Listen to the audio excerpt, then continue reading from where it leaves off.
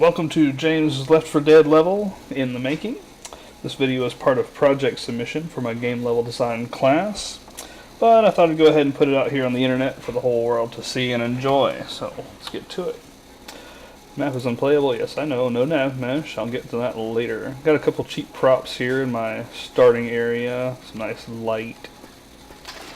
A red tint makes everything look nice. A little bit brighter than I think I intended, I might dim that later.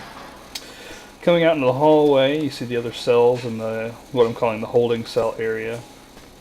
And right up here there's a trigger that will try to spawn a panic event that won't work. Yep, there it goes. And that won't work because there's no nav mesh. And you come around the hallways here, you see the holding cells are just little boxes, there's nothing in them yet at all. And if you come around here, when that trigger hits and tries to spawn zombies, hopefully it'll put some back here because this wall is breakable by the infected. So if they break that wall, so when you hit the trigger here, they break that wall, which is right there, that'd be a great surprise for the survivors. Zombies popping out of the wall behind them, that's always fun to watch. So moving out of the holding cell into what I'm calling the temple, nice big room, neat columns and all this. Anyway, you walk out here, you'll notice that strange light. It's a little bit different than the rest. My goal for this is for players to go, ooh look, that light, it's different than the rest, and they'll run right over here.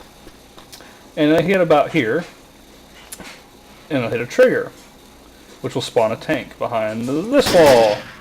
And if you look very closely, there's a frame right here. This wall is breakable as well, only the tank can break this one.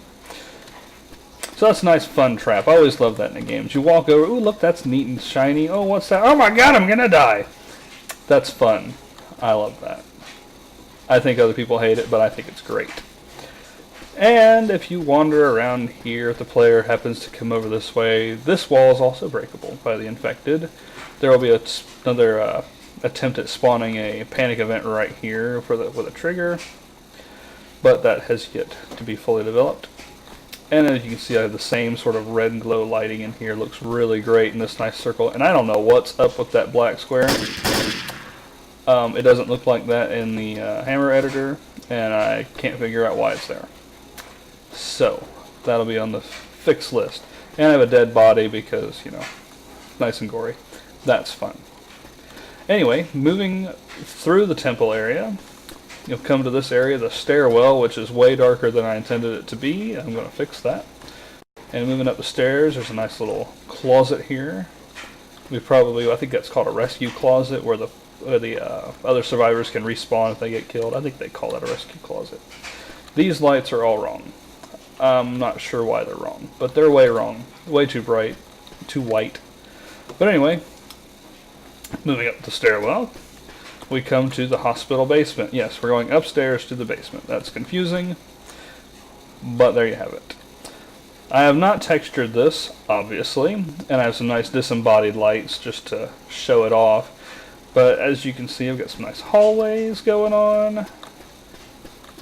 Goes down that way, and a little room here. There's going to be more doors here and there. And it goes around, and there's a hall, and it comes around, and there's another hall. Imagine that, more hallways.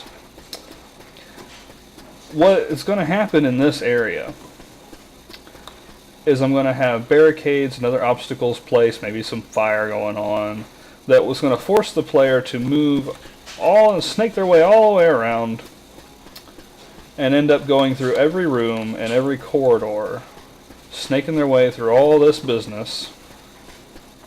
And work the way around, and the doorways aren't exactly where they're supposed to be right now. I just carved them out for demonstration purposes. But when it's all said and done, the player's going to have to work their way around this annoying path to finally make their way all the way to the other end of the room, to this bloodstain, which represents where the door is going to be for the exit room. I realized right before I started this video that I hadn't made that little room yet. So I put a bloodstain on the wall just to show that's where it's going to go. So, make your way out of the holding cell where my people are. I can see them. Through the temple, up the stairs, through the hospital to the bloodstain, and you're done. And that is the completion of the mission for this project. Hope you enjoyed it, and I'll see you around.